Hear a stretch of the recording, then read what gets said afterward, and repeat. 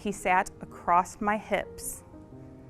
He put his knees on my forearms, and he put his hands on my throat, and he said, "I don't know if I should kiss you or if I should kill you." And that is one of the last things that I remember.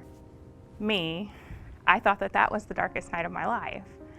But I'll tell you, that was just the beginning. It's like after that is where life started going downhill.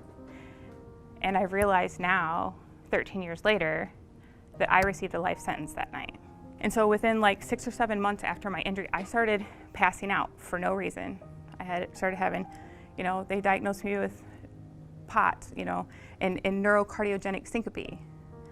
I was passing out. I was in a trauma room with a shooting victim one day. We were putting in a chest tube. I went to take the clothes to put them in the brown paper bag, went to put it under, stood up, bam, out. I ripped the chest tube out. I was out on the floor, heart rate in the 20s. Nobody knew what was happening to me. I was having anaphylaxis, idiopathic. I saw different people at University of Michigan. They had me going to Cleveland Clinic. Nobody could figure out what was wrong. Heart rate high, low. I had been paced. I had been cardioverted.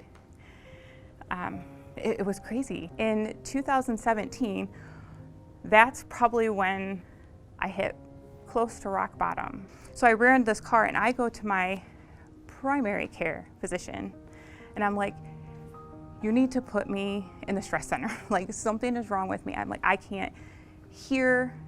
I'm like, "I can't, either I can't hear anything at all or I hear everything." I said, "I can't go into public places." I said, "It's a mess." I'm like, "I can't see right. I can't think straight." I'm like, "I'm falling down my steps all the time. Like something is wrong."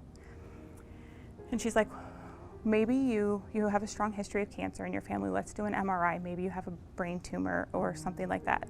And so the MRI came back that I had traumatic brain injury. There were multiple spots throughout my brain.